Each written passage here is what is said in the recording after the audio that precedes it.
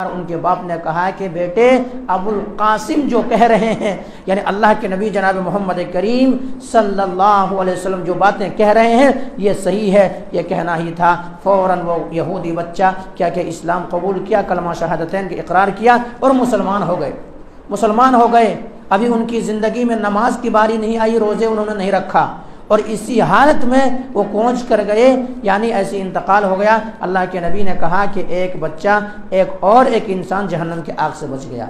تو صرف ایمان لانے کی وجہ سے، کیونکہ ان کی زندگی میں وہ روزے اور نماز کی باری آئی ہی نہیں۔ تو یہ ایمان کی اہمیت ہے میرے بھائی، یہ ایمان کی اہمیت ہے۔ ایک انسان اگر ایمان والا ہے، ان کی زندگی میں شرک نہیں ہے، چاہے وہ جتنا بھی گناہ کیا ہے، اللہ سبحانہ و تعالی جو ہے ان کو جہنم کی، چاہے تو اللہ تبارک و تعالی جہنم کے عذاب چکھائے ان کو، اور چکھانے کے بعد پھر جہنم سے نکالے اور جنت کے اندر داخلہ دے۔ اگر اہل ایمان ہے، ایمان والا ہے، ان کی زندگی میں شرک نہیں ہے، تو حالت شرک میں موت نہیں ہوئی ہے، تو ان کو اللہ تبارک و تعالی جنت عطا کرے گا، چاہے عذاب چکھ لینے کے بعد یا بغیر عذاب دینے کے بعد۔ یہ اللہ کی مرضی، اللہ کی مصلحت، اللہ جیسا چاہے کریں گے۔ لیکن اگر کوئی انسان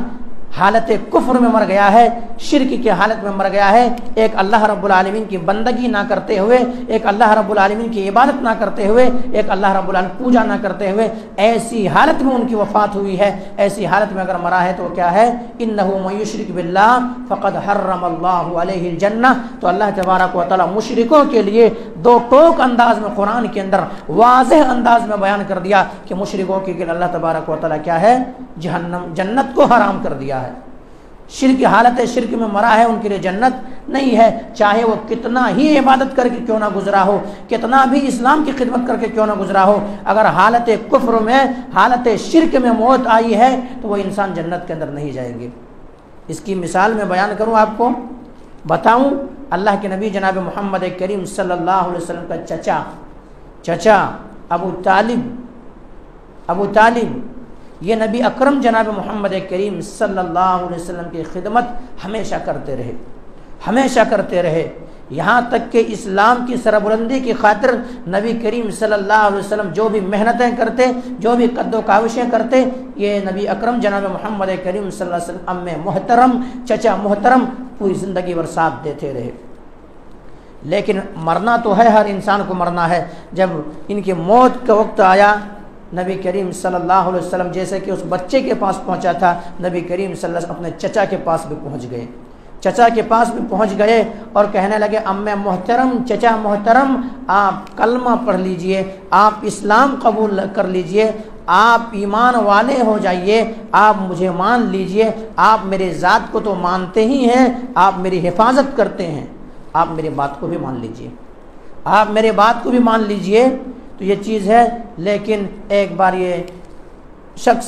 اللہ کے نبی جناب محمد کریم صلی اللہ علیہ وسلم کے امی محترم، چچا محترم دیکھتے ہیں نبی کریم صلی اللہ علیہ وسلم کی طرح، نبی کریم صلی اللہ علیہ وسلم امید جاگ جاتی ہے کہ شاید کہ میرے چچا کلمہ پڑھ لیں گے، لیکن وہاں پہ کلمہ کو پڑھنے سے روکنے والے بھی بیٹھے ہوئے تھے۔ ابو جہل اور امیہ بن خلف جیسے شخص وہاں پہ موجود تھے، کہنے لگے، اے ابو طالب، کیا تم آخری وقت پہ مرتے دم تم اسلام کیا کرو گے؟ اسلام اپنا لوگے؟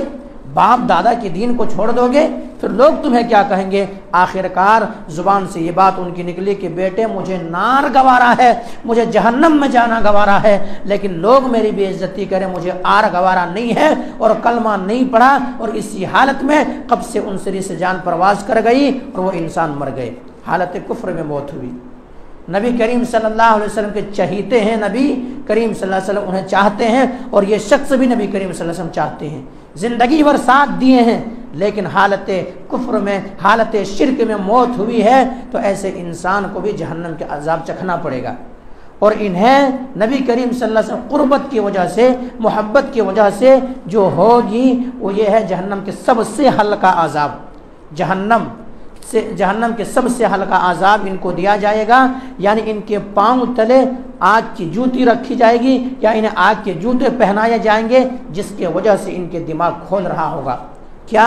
حالت کفر میں مرا ہے، کیا نبی کریم صلی اللہ علیہ وسلم چچا ہے، کام نہیں آ سکے۔ یہ ہے ایمان۔ لیکن یہی اگر حالت ایمان میں انسان مرا ہے تو اللہ تبارک و تعالیٰ چاہے تو ان کو جنت دے دے، لیکن دوسری شرط یہ ہے کہ شرک اپنی زندگی میں نہ کیے ہو۔ آج انسان شرک کرتا ہے، ہر ناحیے سے شرک۔ کیسے شرک؟ مثلا ایک انسان بیمار ہو گیا، بیماری لاحق ہو گئی ان کی زندگی کے اندر، وہ ڈاکٹر کے پاس جاتا ہے، ان کے پاس جاتا ہے، ان کے پاس جاتا ہے، کیا مرض کام نہیں کرتا، مرض اور بڑھتا ہے۔ وہ انسان کسی عالم دین کے پاس جاتا ہے، کسی مولوی کے پاس جاتا ہے، اب وہ عالم کیا کرتا ہے، انہیں دین تو معلوم نہیں، شریعت تو معلوم نہیں، یا معلوم بھی ہے تو لوگوں کو کیا بیوقوف بنانا ہے، وہ کیا کرتا ہے، ایک تعویذ لکھ کے دے دیتا ہے، وہ تعویذ پہن لیتا ہے گلے کے اندر، وہ بھی شرک ہے۔ اللہ کے نبی جناب محمد کریم صلی اللہ علیہ وسلم نے فرمایا من تعلق تمیمۃ فقد اشرک۔ اللہ کے نبی کی زبان اطہر سے یہ نکلی ہوئی بات ہے، کسی اور کی بات نہیں ہے، زبان تو میری ہے، میں آپ تک پہنچا رہا ہوں، لیکن یہ جناب محمد کریم صلی اللہ علیہ وسلم نے فرمایا من تعلق تمیمۃ فقد اشرک، جس نے تعویذ گنڈے کو لٹکایا اس نے شرک کیا، یہ شرک ہے۔ اسی طرح سے کوئی انسان نئی گاڑی خریدتا ہے، مسلمانوں میں ہے یہ چیز، انہیں علم نہیں ہے، اس لیے کیا ہے، نئی گاڑی خریدتا ہے، وہ انسان کیا کر دیتا ہے، اس کے پیچھے نیمبو لگا دیتا ہے، یا بڑی گاڑی خریدا ہے تو ان کے پیچھے چپل لگا دیتا ہے، کچھ سے کچھ لگا دیتا ہے، ان سے کہا جائے آپ ایسا کیوں کرتے ہیں تو کیا یہ نظر بد سے بچاتی ہے، ایسے عقیدہ ہے تو یہ بھی شرک ہے۔ من تعلق تمیمۃ فقد اشرک۔ تعویذ اور گنڈے یہ گلے میں لگانا، ہاتھ میں لگانا، کمر میں باندھنا، پاؤں میں باندھنا، یہ تو دور کی بات ہے، اور انسان کے گلے میں باندھنا یہ تو دور کی بات ہے۔ اللہ کے نبی جناب محمد کریم صلی اللہ علیہ وسلم نے یہاں تک کہ جانور کے گلے میں بھی ان چیزوں کو کیا ڈالنے سے اور لٹکانے سے منع کیا۔ اللہ کے نبی جناب محمد کریم صلی اللہ علیہ وسلم نے صحابہ کرام کو کہا کہ جاؤ ایسے جانور، ایسے اونٹنی، ایسے جانوروں کے پاس جاؤ جن کے گلے میں کوئی چیز اگر ڈالا ہوا ہے اس کو کاٹ کے پھینک دو، اس کو اس کے گلے میں رہنے کی ضرورت نہیں۔ کیوں؟ وہ انسان کا پھر اللہ سے بھروسہ اٹھ کر کے کیا ہوگا، اللہ سے بھروسہ اٹھ کر کے ان تعویذ گنڈے کے اوپر ان کو بھروسہ چل جائے گا۔ تو اس لیے کیا کہا گیا، ان چیزوں سے انسان کو بچنا چاہیے۔ اسی طرح سے آج ہوتا ہے ملک ہندوستان میں ایک انسان رہتا ہے، ان کے دوست غیر مسلم بھی ہے، ان کے کیا ہے، ان کے ساتھ میں انسان کیا کرتا ہے، رواداری دکھاتا ہے، محبت دکھاتا ہے، اور کوئی ایسی چیزیں کہہ دیتا ہے کہ ان کے تہوار کے موقع پہ، ان کے عید کے موقع پہ، یا ان کے کوئی چیز جو اللہ کے علاوہ معبودان باطل ہے ان کی عبادت کے موقع پہ کوئی اگر آتا ہے کسی کے پاس کہ مجھے فلاں کے نام پہ چندے دے دو، انسان کیا کرتا ہے، علم نہیں ہوتا دے دیتا ہے، دوست ہے مانگ رہا چلو دے دیتا ہے، اور چلو میں جاؤ اس طرح سے۔ لیکن اسلام تو اس بات کو پسند نہیں کرتا ہے۔ آئیے میں بتاؤں آپ کو، صرف ایک مکھی کا چڑھاوا، ایک مکھی کو چڑھانے کی وجہ سے جہنم واصل ہوا، جہنم کے اندر گیا ہے۔ پرانے زمانے میں اللہ کے نبی جناب محمد کریم صلی اللہ علیہ وسلم بیان کرتے ہیں طارق بن شہاب سے کہ اللہ کے نبی جناب محمد کریم صلی اللہ علیہ وسلم نے فرمایا، صحابہ کرام بیٹھے ہوئے تھے، صحابہ کرام کی جمگٹھا موجود تھی، اللہ کے نبی جناب محمد کریم صلی اللہ علیہ وسلم ایک واقعہ بتایا، پڑھ کے سنایا، سمجھایا کہ پرانے زمانے میں دو دوست تھے، دو شخص تھے، دونوں سفر کر رہے تھے، دونوں سفر میں نکلے ہوئے تھے، اچانک ان دونوں کا گزر وہاں سے ہوا، کہاں سے ہوا، جہاں پہ دیوی دیوتاؤں کی پوجا ہو رہی تھی، معبودان باطلہ کی پوجا ہو رہی تھی، ایک رب کی بندگی کو چھوڑ کر کے کسی اور کی بندگی ہو رہی تھی، اور وہاں پر شرط تھا کہ یہاں پر جب تک کہ کوئی انسان چندہ نہ دے یا ہمارے بتوں کو کوئی چیز ہمارے بتوں کے اوپر کچھ چڑھا کر کے نہ گزرے، ان کو راستہ پار نہیں کرنے دیتا تھا، راستہ گزرنے نہیں دیا جاتا تھا۔ یہ دونوں بھی گزر رہے ہیں راستے سے گزر رہے، ان دونوں کو پکڑ لیا گیا ہے کہ اگر آپ کو راستہ پار کرنا ہے، اگر آپ کو یہاں سے گزرنا ہے تو ہمارے دیوی دیوتاؤں کے سامنے کچھ نہ کچھ نذرانے پیش کر کے جانا پڑے گا۔ لیکن نظر کیا ہے، قل ان صلاتی و نسکی و محیای و مماتی للہ رب العالمین، اے نبی آپ اعلان کر دیجئے، قل ان صلاتی میری نماز، و نسکی میری قربانی، و محیای و مماتی للہ رب العالمین، میرا جینا میرا مرنا تمام چیز اللہ رب العالمین کے لیے ہے۔ یہ چیز ہے تو نظر بھی غیر اللہ کے لیے جائز نہیں ہے، دیگر چیزیں بھی غیر اللہ کے لیے جائز نہیں ہے، غیر اللہ کے سامنے چڑھایا جائے یہ بھی جائز نہیں ہے۔ آخر کار ان لوگوں نے کہا کہ کچھ نہ کچھ چڑھا کر ہی جانا پڑے گا۔ ان میں سے ایک بہت ہی پختہ ایمان والے تھے، ایمان ان کے سینوں کے اندر گھر کر چکا تھا۔ کیا کہا کہ میں تو کسی بھی صورت میں اللہ کے علاوہ کسی دیگر کے سامنے میں نہیں چڑھا سکتا، میں نہیں دے سکتا، یہ چیز مجھ سے یہ نہیں ہو پائے گی۔ تو کیا کیا وہ لوگ طیش میں آیا، اور طیش میں آنے کے بعد اس شخص کو قتل کر دیتا ہے، سکہ بوٹی کر دیتا ہے۔ اور اللہ کے نبی جناب محمد کریم صلی اللہ علیہ وسلم کا فرمان ہے، کیا کہا نبی کریم صلی اللہ علیہ وسلم فرمایا قتلت او حرقت، اے معاذ بن جبل تمہیں چاہے جلا دیا جائے یا قتل کر دیا جائے، تمہارے سکہ بوٹی کر دیا جائے، لیکن اللہ رب العالمین کے ساتھ شرک کبھی مت کرنا،